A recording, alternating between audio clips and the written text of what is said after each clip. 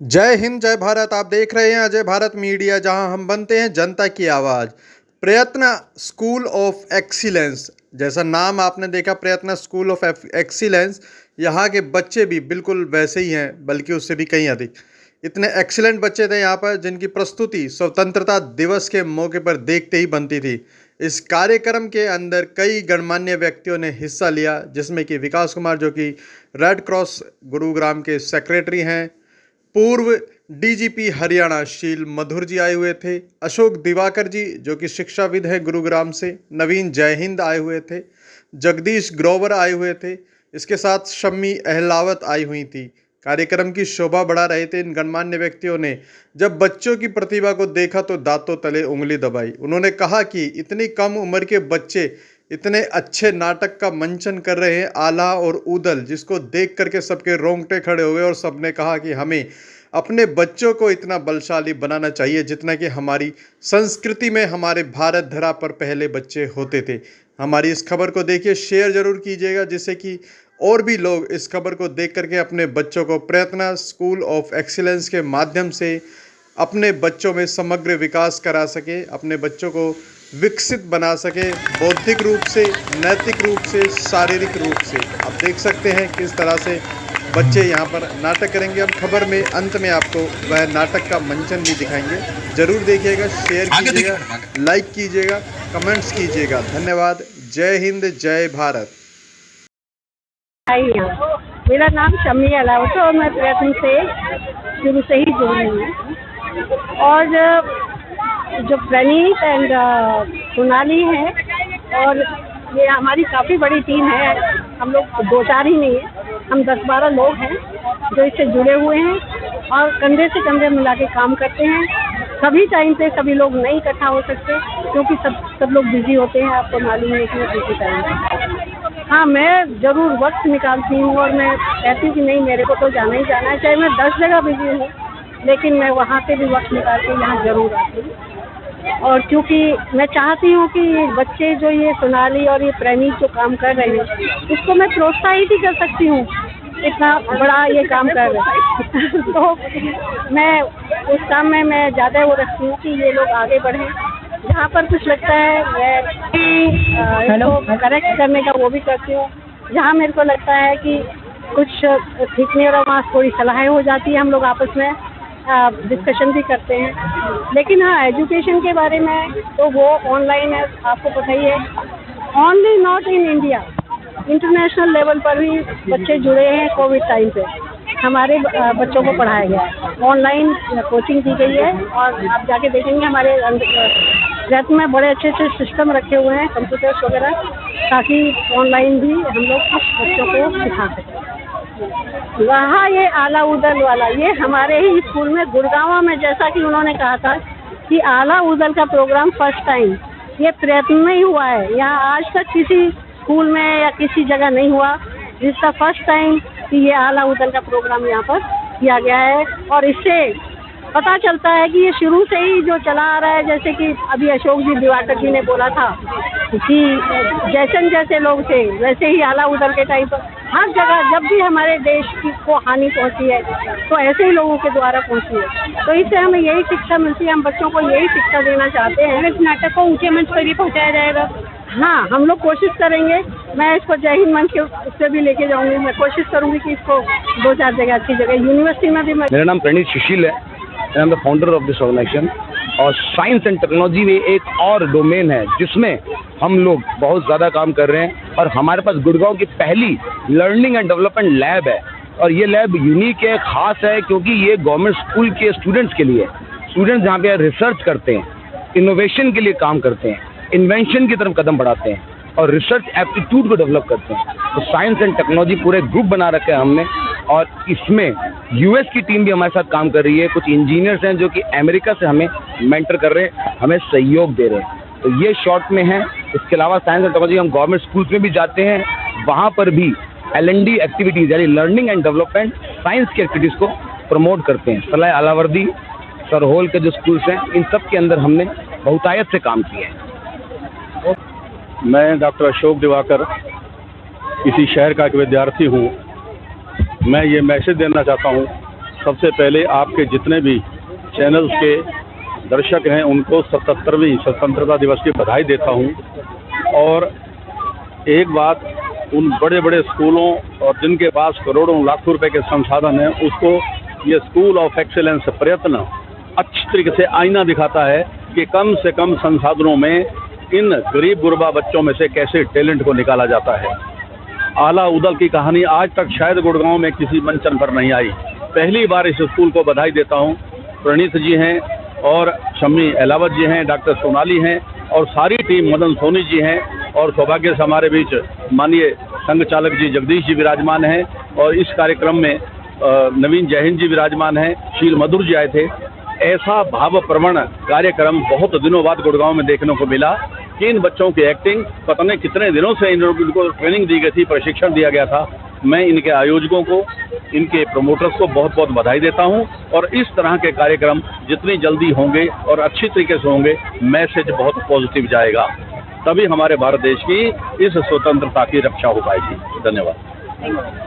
मैं जगदीश ग्रोवर, महानगर संचालक। मुझे अत्यंत यहाँ आकर बहुत खुशी हुई है कि मेरी बहनों ने ऐसा सुंदर कार्यक्रम यहाँ रखा है, तो हृदय गदगद हो गया, क्योंकि यहाँ जो संदेश दिए गए बच्चों को वो अत्यंत महत्वपूर्ण थे। एक नशा मुक्ति का जो संदेश दिया गया नवीन जय हिंद द्वारा, बहुत ही सराहनीय है। और इतिहास के बारे में डॉक्टर अशोक दिवाकर जी ने जो बताया, वो भी बहुत मूल्यवान एक संदेश था। तो मैं अपनी ओर से इन बहनों को बहुत बहुत शुभकामनाएं देता हूं, और ये जो आज जो बच्चे यहाँ उपस्थित हुए उनको भी बहुत बहुत शुभकामनाएं देता हूं, क्योंकि ये हमारे देश की भावी पीढ़ी है, और ये ऐसे अच्छे कार्यक्रम जब देखेंगे तो इनके मन में भी राष्ट्र के प्रति एक भाव पैदा होगा, और ये देश के लिए कुछ करने को हमेशा तैयार रहेंगे। बहुत बहुत सभी का धन्यवाद। जय हिंद, जय भारत। मैं नवीन जय हिंद, नेशनल हेडक्वार्टर कमिश्नर और स्टेट सेक्रेटरी हरियाणा HSD से आज 15 अगस्त के इस स्वतंत्रता दिवस समारोह में वीर नारी, अमर योद्धा की वो एक ऐसी नारी जिसने भारत और पाकिस्तान जैसे युद्ध को बड़ा नजदीक से देखा और उन हजारों शहीदों के सम्मान के लिए हमेशा खड़ी रहती हैं।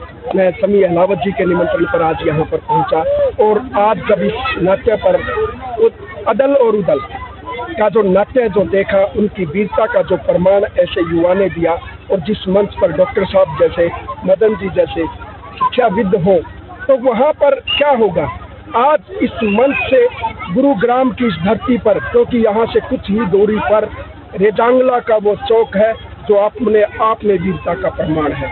आज उस वीरता के नाते इस चौक में इन बच्चों के साथ, ये वो बच्चे हैं जो आने वाली पीढ़ी के भगत सिंह, चंद्रशेखर आजाद और राजगुरु सुखदेव बनेंगे। इसीलिए इस धरती पर इस चौक चौराहे में करने का जो उद्देश्य है कि आज की युवा पीढ़ी नशा ना करे, नशे में पड़ करके अपने जीवन को बर्बाद ना करें, और उस आतंकवाद को खत्म करने के लिए चरित्र निर्माण के माध्यम से ही राष्ट्र का निर्माण हो सकता है। और उस राष्ट्र निर्माण के लिए ये जो सुंदर कार्यक्रम किया गया, ये जो बच्चे आज कोई दुर्गा के रूप में और कोई झांसी की रानी के रूप में जो महिलाएं यहाँ पर बैठी हैं, मैं इतना ही कहना चाहूँगा, जो पाकिस्तान कहता है, जो हाफिज सईद कहता था, उस 3 बार कश्मीर के लाल चौक पर जब मैंने वो तिरंगा लहराया था, तो वो हाफिज सईद कहता था कि उस लाल चौक पर कोई आकर के दिखाए। तो मैं आज पूरे पाकिस्तान को कहता हूँ कि तिरंगे को देख ले, आपको संदेशा मिल जाएगा। और भारत की आज बेटियों के लिए, चाहे वो मीडिया का सेक्टर है और चाहे वो IAS IPS है, आज हमारी बेटियां हर जगह ध्वज फहरा रही हैं। तो बेटियों के सम्मान में तीर तलवार ना किसी हथियार से डरती है, जिन शहीदों का प्यारा है तिरंगा उसे अपने सर पर रखती है। इस तरह की बेटियां देश को संदेश दे रही हैं। इस स्वतंत्रता दिवस पर मैं नवीन जय हिंद, सबको जय हिंद और जय भारत के साथ जो है सभी का अभिवादन करता हूँ। मेरा नाम डॉक्टर सोनाली सक्सेना है और मैं असिस्टेंट प्रोफेसर हूँ हरियाणा एजुकेशन सर्विसेज में। और उससे पहले मतलब मैं as a regular assistant professor 2019 में हुई थी, लेकिन ये जो स्कूल हमने खोला था ये 2009 में खोला था और ये शुरुआत हमने करी थी कुछ एक 35 बच्चों के द्वारा।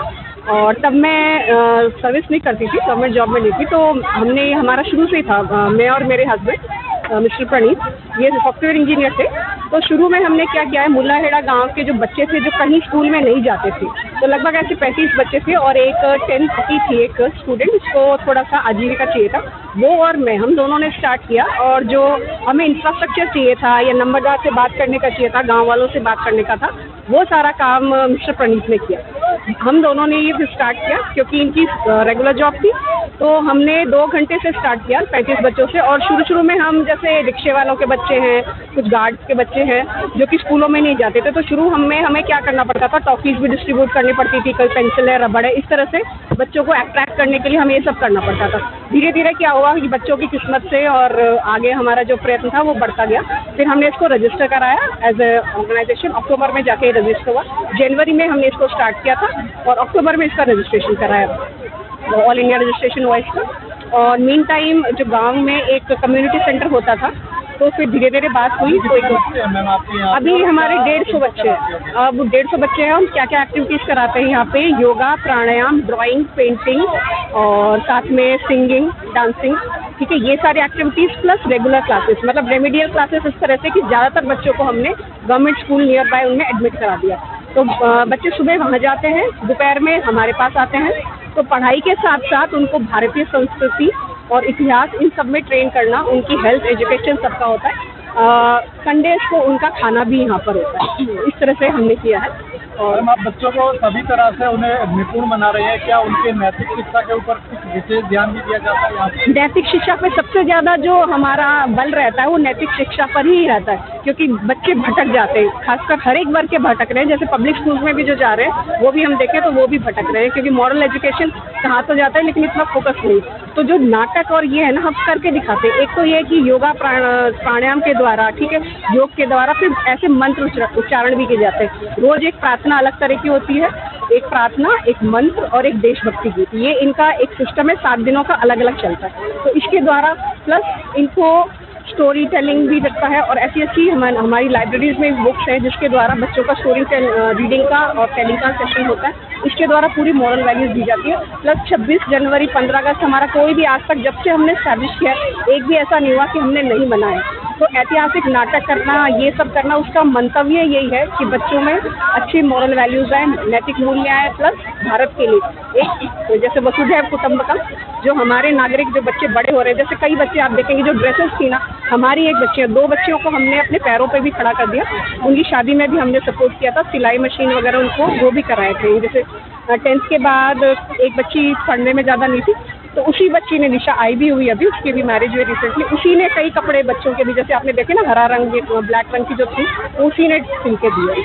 तो हमने उनको क्या किया, स्किल डेवलपमेंट भी कराया है बच्चों को। नैतिक मूल्य तो पहले, क्योंकि लेकिन नैतिक मूल्य से पेट तो नहीं भरता है ना, और ये बच्चे गरीब वर्ग से आते हैं तो इनसे प्रेशर रहता है 10th 11th के बाद में, या तो आप ड्रॉप आउट कर दो फैमिली को सपोर्ट करने के लिए, या आप प्रयत्न से ना जुड़े। तो हमने क्या किया है इस तरह से, जैसे एक और है सोनू सिद्धार्थ, आज उसका प्रोग्राम हुआ, नहीं तो जूडो कराटे में वो बाकायदा पूरा कोच बन गया, तो उसको हमने फाइनेंशियल स्पॉन्सर किया, हमारे बच्चों को फिर वो ट्रेन करता है और लोगों को भी ट्रेन करता है। तो ऐसे करके कई बच्चों को हमने आजीविका, मतलब पहले पढ़ाया, बेसिक उनको दिया values, basic value, basic education दिया, फिर उनको स्किल डेवलपमेंट करके उनको कोई ना कोई नौकरी मिले। महाराज ने तुम्हें राज्य से निकाला, महाराज ने तुम्हें कैद किया। आला मैंने कुछ आला जेल से कैसे निकला, ये हैरान थे। इसको तो कैद खाने में डाल दिया था। मैंने महाराज को बहुत महारानी मल्हना थी राजा परिमल की रानी, जिन्होंने राजा को बताया कि आपने जिनको निष्कासित किया है वो इस देश के हीरे हैं। उन्होंने रातों ही रात में आला को वहां से छुड़ाया और आला को उनके गांव भेजा कि जाओ तुम्हारे भाई की जान खतरे में है। बस मामा जी बस, हम दोनों भाइयों को बहुत कष्ट दिया तुम दोनों ने। भला वो महारानी माँ मल्हना का, जिन्होंने मुझे तुम्हारे झूठ के बारे में बता दिया। मामा तेरे झूठ और पाप का घड़ा भट चुका है। माफ कर दे बेटा, मामा उन्हें तेरा। मामा तुम माफी के लायक नहीं है। गांव वालों ने मामा को पकड़ लिया और इसके बाद माफ कर दे बेटा। ठाकुर महेंद्र सिंह जी, आप भी